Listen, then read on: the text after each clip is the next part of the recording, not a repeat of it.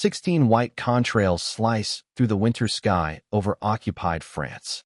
Below, a lone Republic P-47 Thunderbolt limps home on a shattered engine, hydraulic fluid streaming from riddled wing tanks like blood from a wounded animal.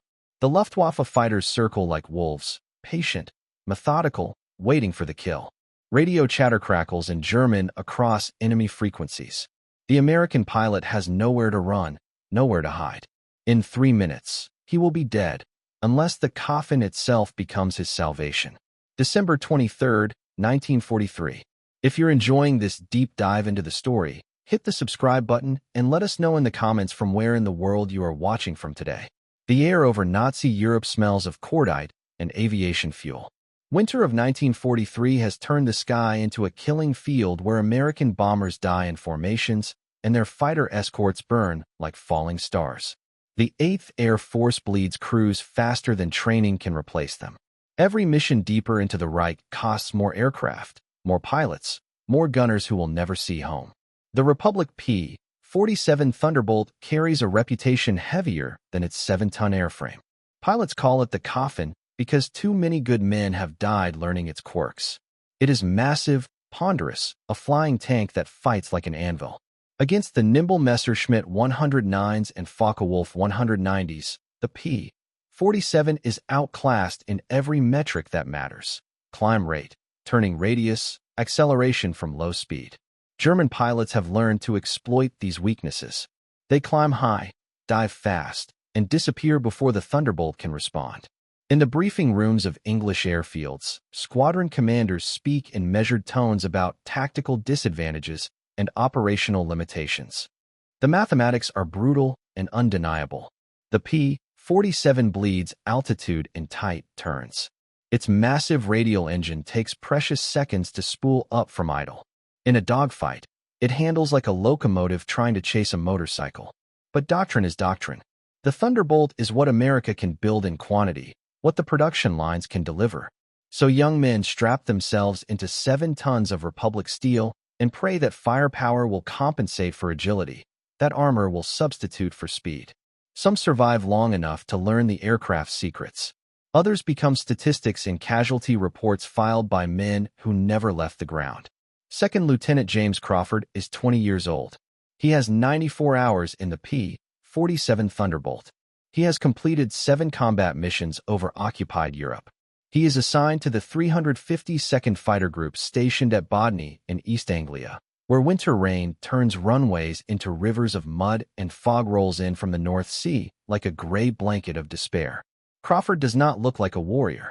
Tall and thin with wire-rimmed glasses that fog in the cockpit humidity, he resembles a mathematics student more than a fighter pilot. His instructors in the States described him as methodical, studious, the type who reads technical manuals cover to cover and asks uncomfortable questions about power settings and wing loading calculations. He grew up in rural Oregon, the son of a lumber mill foreman who taught him that every machine has a logic, every problem has a solution if you're patient enough to find it. His squadron mates tolerate him without enthusiasm. Crawford flies good formation, follows orders, doesn't panic when the flak starts. But he lacks the aggressive instinct that makes aces. In 7 missions, he has fired his guns exactly twice, both times at targets so distant that his tracers fell short by hundreds of yards.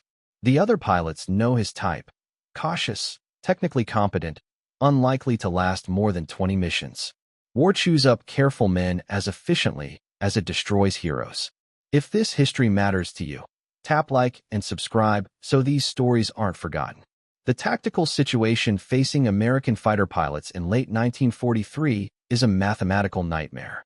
The P-47 Thunderbolt weighs 13,500 pounds fully loaded. The Messerschmitt Bf 109G weighs 6,945 pounds. In aviation, weight is the enemy of everything that keeps you alive. It bleeds energy in turns, slows acceleration, reduces climb rate. Physics doesn't care about courage or training. When a German pilot hauls his fighter into a vertical climb, the laws of momentum give him an advantage no amount of American determination can overcome. German tactics have evolved to exploit this disparity. Luftwaffe fighters position themselves above American formations, using altitude as stored energy. They dive on isolated bombers or straggling escorts, make quick firing passes, then zoom climb back to altitude before the Thunderbolts can respond. The P-47 pilots find themselves flying an energy fight they cannot win. Too heavy to climb with their enemies, too slow to catch them in level flight.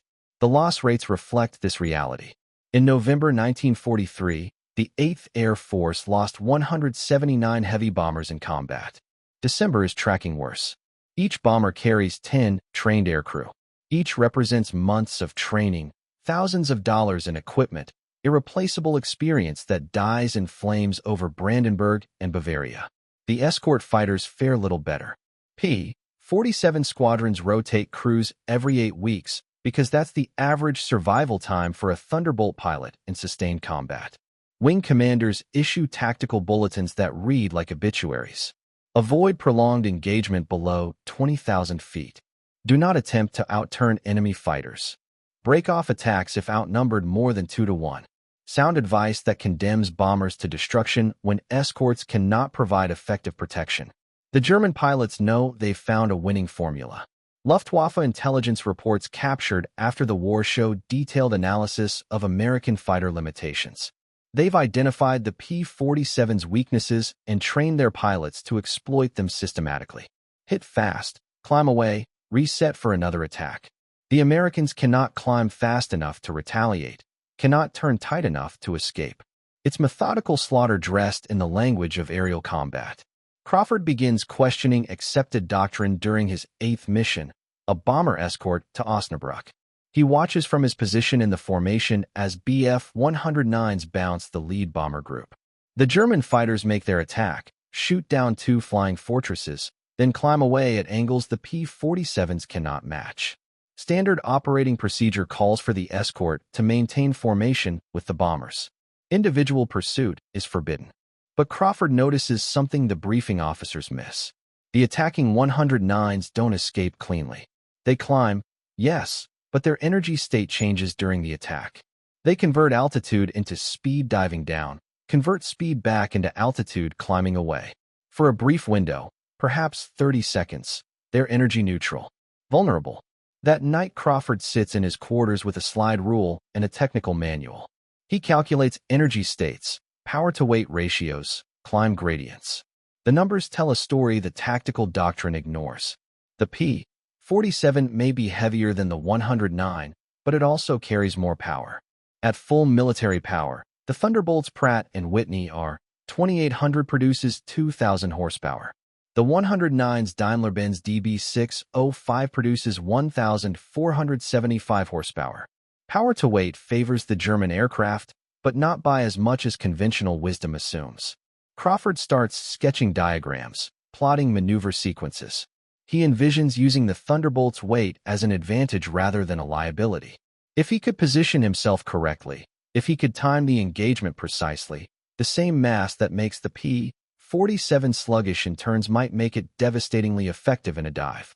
Weight accelerates faster in a gravity-assisted descent. The heavier aircraft builds speed more quickly. He mentions his theories to his flight leader, Captain Robert Morrison, a veteran of 32 missions who has somehow survived when most of his contemporaries died. Morrison listens politely, then shakes his head. Kid, the Krauts have been flying fighters since before you learned to drive. They know what they're doing. We follow doctrine, we stay alive.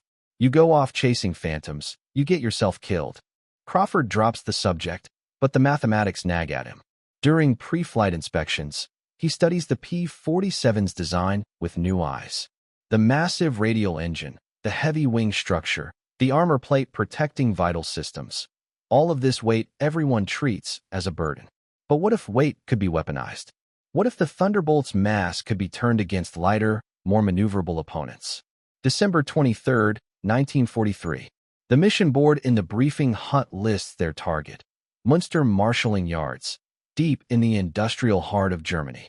Bomber Command has assembled 350 B-17 flying fortresses and B-24 Liberators for the strike.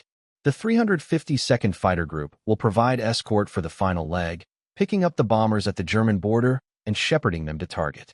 The weather is marginal. Cloud layers stack from 8,000 feet to 22,000 feet. Visibility drops to less than 2 miles in scattered snow squalls. Not ideal conditions for formation flying, but Bomber Command needs to maintain the pressure. Every day the Germans aren't bombed is a day they use to strengthen their defenses. Crawford pre-flights his aircraft with unusual care. He checks control surface movement, tests throttle response, examines the supercharger wastegate mechanism. His crew chief, Sergeant McKinnon, watches with professional interest. "You expecting trouble today, Lieutenant?" "Always expecting trouble, Mac. Just want to make sure she's ready for it." The formation takes off at 0830 hours. 24 Thunderbolts climbing into the gray English sky, their massive radial engines coughing blue smoke into the winter air. Crawford flies number 3 in the second element, tucked in close to his section leader's wing. The climb to altitude takes 18 minutes. At 25,000 feet, they cross the channel and head east toward Germany. The bombers are late. The group orbits over the rendezvous point, burning fuel, waiting for the heavy formations to lumber into position. Crawford checks his instruments every 30 seconds. Oil pressure steady, fuel quantity showing 305 gallons, coolant temperature in the green. The cockpit smells like rubber and metal and the sweet chemical scent of oxygen from his mask. They find the bombers struggling through the cloud layers, their formations ragged from fighting headwinds and icing conditions. The escort takes position. High flights above, low flights on the flanks. Crawford's element weaving behind the bomber stream to catch any fighters attempting attacks from below. The radio crackles with warnings. Bandits, 12 o'clock high, climbing. Crawford strains to see through the broken clouds. There, black specks against the gray sky, climbing toward the bomber formation in a loose finger four spread. Messerschmitt 109s, at least 6 of them, probably more hidden in the clouds. Blue flight, this is Blue leader. Stay with the bombers. Do not break formation unless directly engaged. Crawford watches the 109s position themselves. They're following standard doctrine. Climb to attack position, dive on the bombers, zoom climb away before the escorts can respond. Textbook Luftwaffe tactics that have worked for months because American fighters can't climb fast enough to pursue. But today, something feels different. Crawford notices the geometry of the engagement, the angles and energy states his slide rule calculations predicted. The German fighters are climbing, yes, but they're burning energy to do it. When they dive on the bombers, they'll convert that altitude into speed. And when they zoom climb away afterward, there will be that brief moment when they're energy neutral, committed to their escape vector, unable to maneuver aggressively. The attack develops exactly as Crawford anticipated. The 109s roll over and dive on the lead bomber formation. He watches their attack angle, estimates their speed, calculates their energy state. They're diving at perhaps 60 degrees, building speed rapidly. They'll make their firing pass at the bombers, then pull up into a zoom climb designed to take them back to safety. Crawford's section leader follows doctrine. He maintains position with the bomber formation, does not pursue. But Crawford sees the opportunity his calculations predicted.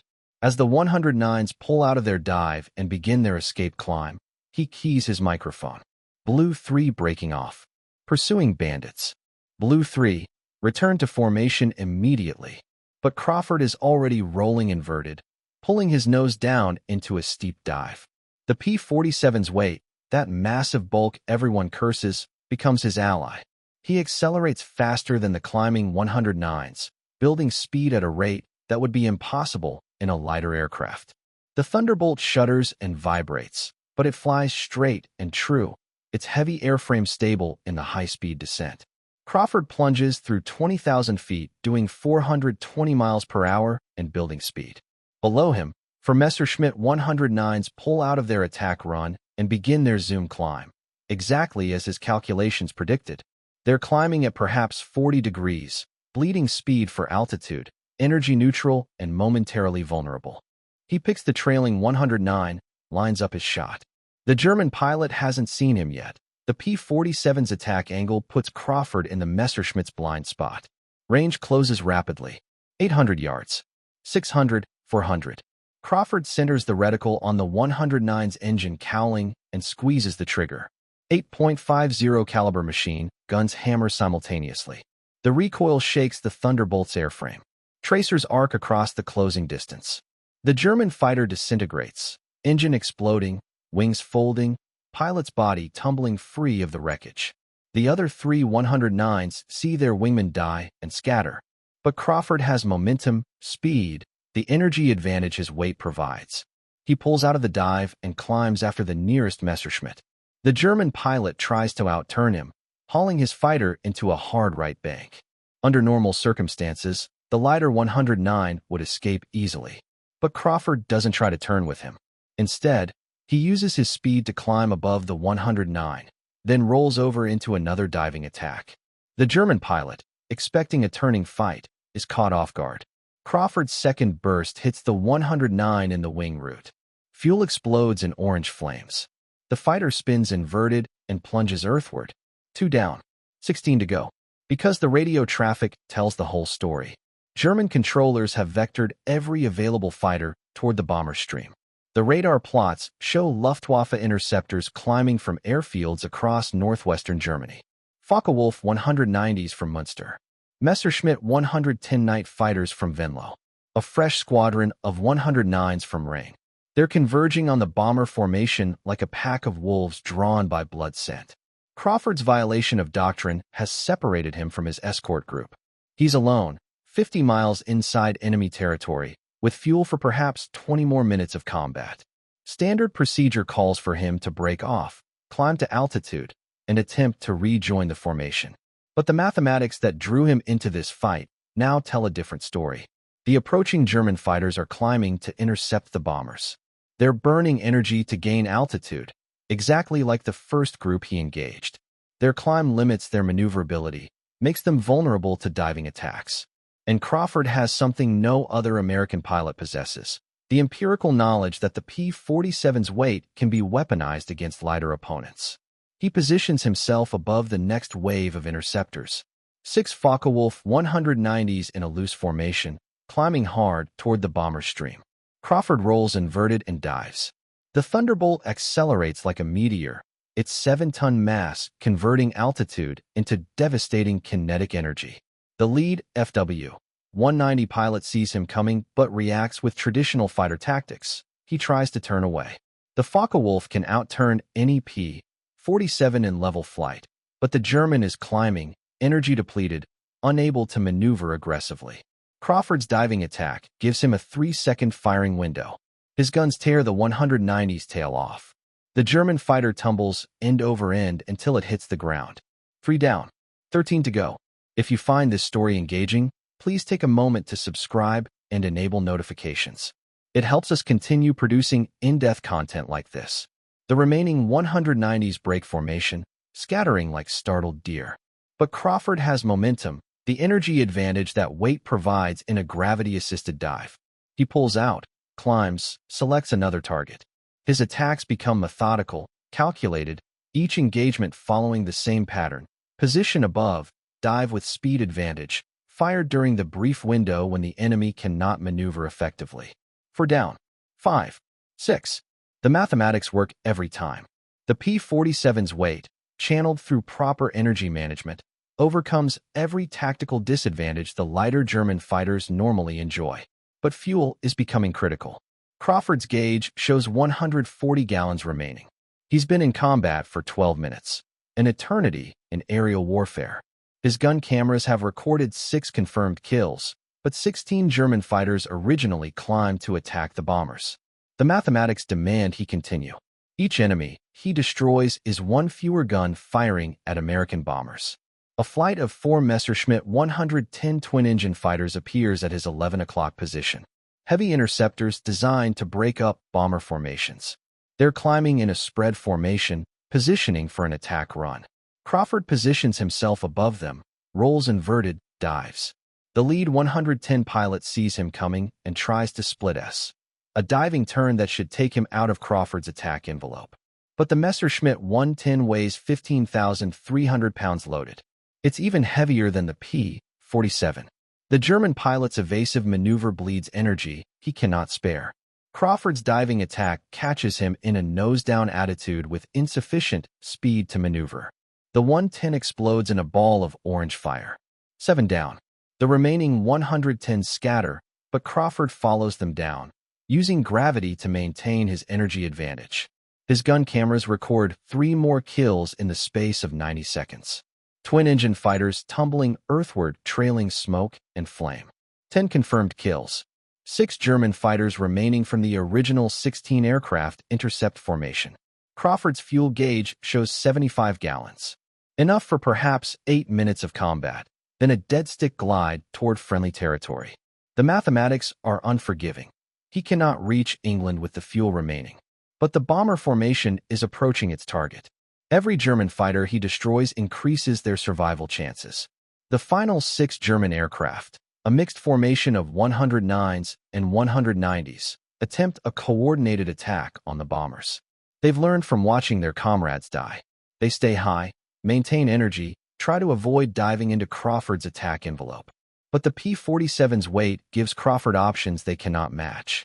He climbs above them, rolls inverted, and dives, not at the German fighters directly, but at the space they'll occupy in 20 seconds. It's deflection shooting applied to aerial combat, using the Thunderbolt's predictable ballistics to intercept maneuvering targets. The mathematics work. His guns shred 2 more German fighters before the survivors break off and flee eastward. 12 confirmed kills. For German fighters escaping. Crawford has destroyed 3/4 of an entire Luftwaffe intercept formation using tactics no American pilot has ever attempted. His fuel gauge shows 40 gallons. The engine will quit in 6 minutes regardless of throttle setting. Crawford turns west, trimming the aircraft for minimum fuel consumption, calculating glide ratios and survival probabilities. The mathematics suggest he will not reach friendly territory. But 350 American bombers are approaching their target unmolested by the intercept formation he single-handedly destroyed. Crawford's Pratt and Whitney are 2,800 engine coughs, sputters, and dies 40 miles inside German territory. The massive Thunderbolt becomes a 13,500-pound glider. He trims for best glide speed, 140 miles per hour, and aims for a farm field that looks flat enough for a wheels-up landing. The approach is textbook perfect. Crawford bleeds off airspeed in a gentle descent, flares at exactly the right altitude, touches down in a muddy field with the gear retracted. The P-47 slides 400 yards across frozen ground, comes to rest against a stone fence. Crawford unbuckles his harness, climbs out of the cockpit, and begins walking west toward Allied lines. He is captured 4 hours later by a Wehrmacht patrol, spent 2 years as a prisoner of war, and returns to the United States in May 1945 with 12 confirmed aerial victories and a story no one initially believes. The debriefing at the Pentagon takes 3 days. Intelligence officers question Crawford repeatedly about his combat report. 12 enemy aircraft destroyed in a single engagement by a pilot with 7 previous missions? The numbers strain credibility.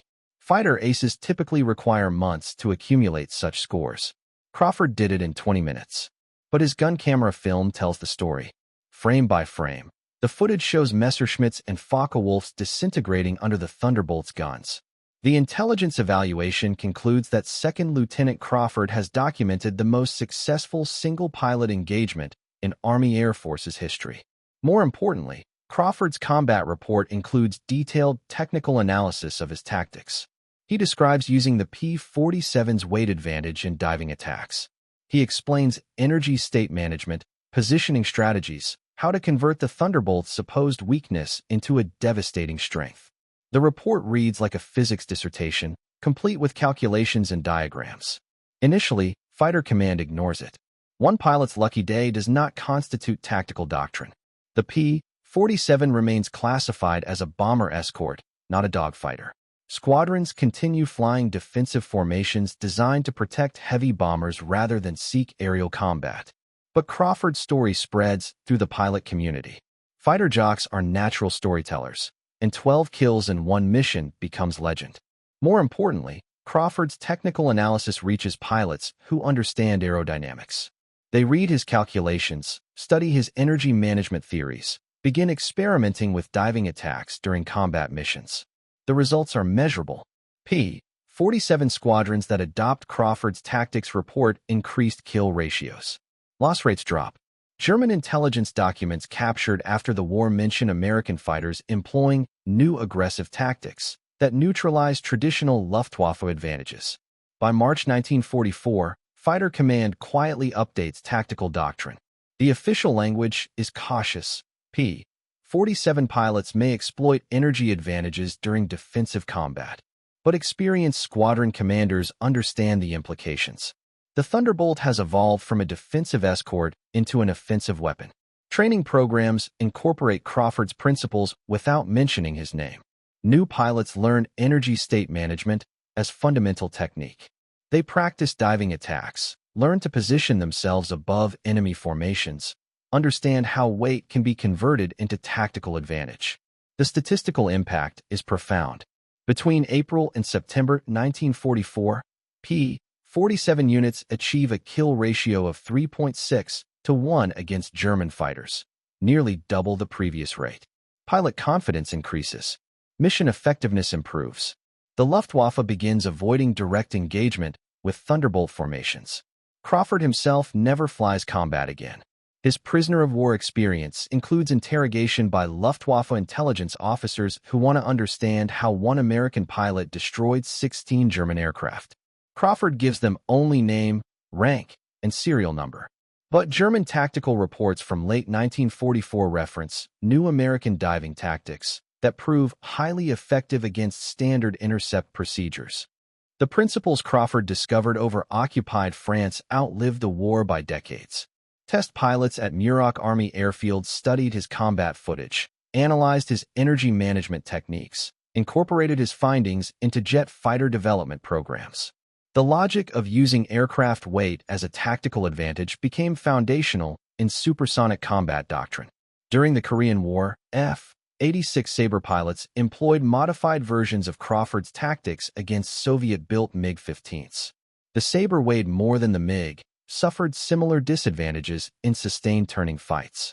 But Sabre pilots learned to use diving attacks, energy advantage, the same principles Crawford developed in the P-47. Their success rate against MiGs reflected lessons learned over Nazi Germany a decade earlier. Modern fighter doctrine retains Crawford's influence. The F-15 Eagle, designed in the 1970s, incorporates his energy management principles. The aircraft's twin engines provide thrust-to-weight ratios that allow vertical climbs, but F-15 pilots still learn to position above opponents, to use gravity as an ally, to convert potential energy into kinetic advantage. Crawford's tactical analysis appears in Air Force Academy textbooks, though few cadets know its origin. The principles are taught as fundamental aerodynamics, energy state management, position advantage, the relationship between mass and momentum in three-dimensional combat. His mathematics, refined and updated, guide pilot training 60 years after their development. James Crawford returns to Oregon in July 1945. He does not speak much about the war. Army Public Relations wants to tour him as a hero, the pilot who single-handedly destroyed 16 German fighters. Crawford declines. He enrolls at Oregon State University on the GI Bill, studies aeronautical engineering, graduates with honors in 1949. He goes to work for Boeing, designing structural components for the B-47 Stratojet bomber. His colleagues know he flew fighters during the war, but none know about December 23, 1943. Crawford treats his combat experience as classified information, not suitable for civilian discussion. He marries in 1952, raises 3 children, lives quietly in a suburban neighborhood where his neighbors believe he spent the war as a flight instructor in Texas. Crawford does not correct their assumptions. The mathematics that made him deadly over Germany make him methodical in civilian life. A careful engineer who designs aircraft components to precise tolerances, who solves problems through analysis rather than intuition. In 1968, the Air Force Historical Foundation contacts Crawford. They're preparing a study on P-47 tactics, have found references to his combat report in classified files. Would he consent to an interview? Crawford agrees. He drives to Wright-Patterson Air Force Base, sits in a sterile conference room with a historian and a tape recorder. He tells the story exactly as it happened. The calculations, the energy state analysis, the decision to violate doctrine and pursue the German fighters. He speaks in the same measured tone he used in his original debriefing, no embellishment, just physics and mathematics, and the logical sequence that led to 12 confirmed kills. The historian asks if Crawford realized at the time that he was revolutionizing fighter tactics. Crawford says no. He was solving a mathematical problem, finding an efficient solution to the tactical disadvantage faced by P-47 pilots. The broader implications became apparent only later. The interview becomes part of the Air Force archives. Crawford's tactical innovations are studied by military historians, cited in doctoral dissertations, referenced in official publications on air combat evolution. But his name remains buried in classified documents, known primarily to specialists who study the technical development of fighter doctrine. Crawford retires from Boeing in 1980. He spends his retirement fishing Oregon rivers, building furniture in his garage workshop, reading technical journals about aerospace engineering advances. He dies in 1995 at age 71. His obituary in the Portland Oregonian mentions his service as a fighter pilot in World War II, notes his subsequent career at Boeing, does not mention December 23, 1943. His funeral draws a small crowd: family, former Boeing colleagues, neighbors from his suburban development. An Air Force honor guard provides military honors, the flag folding ceremony, taps played by a single bugler. The service is dignified, respectful, unremarkable. But in the audience sits a retired Air Force colonel who flew F-4 Phantoms over Vietnam. He knows Crawford's story from the classified histories, understands what the quiet man in the coffin accomplished over Nazi Germany. After the service, the colonel approaches Crawford's eldest son. "Your father changed how America fights air wars," he says simply. "I wanted someone in the family to know." The legacy survives in equations taught at test pilot school, in energy management principles drilled into fighter pilots, in the mathematics that govern three-dimensional combat. Crawford's innovation was not a weapon or a technological breakthrough, but an understanding, the recognition that physics treats advantages and disadvantages as variables in an equation, not permanent conditions. The Republic P-47 Thunderbolt earned its reputation as a coffin through the deaths of pilots who never learned to exploit its strengths. Crawford survived because he treated the aircraft as a mathematical problem, not an emotional challenge. Weight became energy. Mass became momentum. The supposed weakness became a lethal advantage in the hands of a pilot who understood the calculations. Modern fighters embody these principles. The F-22 Raptor can climb vertically not just because of its engines, but because its pilots understand energy state management, as Crawford did. They position themselves above opponents, convert altitude into kinetic energy, use gravity as an ally. The technology has advanced, but the mathematics remain unchanged. Some innovations reshape warfare through brute force: bigger guns, faster planes, more sophisticated electronics. Others work through subtlety, by revealing that established limitations exist only in the mind, not in the laws of physics. Crawford's contribution belongs to the second category. He didn't build a better fighter. He proved that the fighter already existed, waiting for someone intelligent enough to understand its true nature. The Coffin became a killer not through modification or upgrade, but through comprehension. One pilot's slide rule calculations over occupied France revealed that 7 tons of Republic steel could dance with the best fighters Germany produced. The secret wasn't avoiding the P-47's weight, it was weaponizing it. In the end, Crawford's story validates a principle that transcends military aviation. Limitations are often misunderstood advantages. The characteristics that make a system seem inferior may actually provide unique capabilities. Success comes not from fighting against these characteristics, but from understanding how to employ them effectively. The mathematics don't lie. They never have. And on December 23, 1943, one young pilot trusted the equations more than conventional wisdom. 16 German fighters learned the cost of that trust. The lesson survived long after the last P-47 was scrapped, encoded in the physics that still govern how aircraft fight and die in three-dimensional space. Sometimes the difference between a coffin and a weapon is simply understanding which end of the equation you're solving. Thank you for watching. For more detailed historical breakdowns, check out the other videos on your screen now and don't forget to subscribe.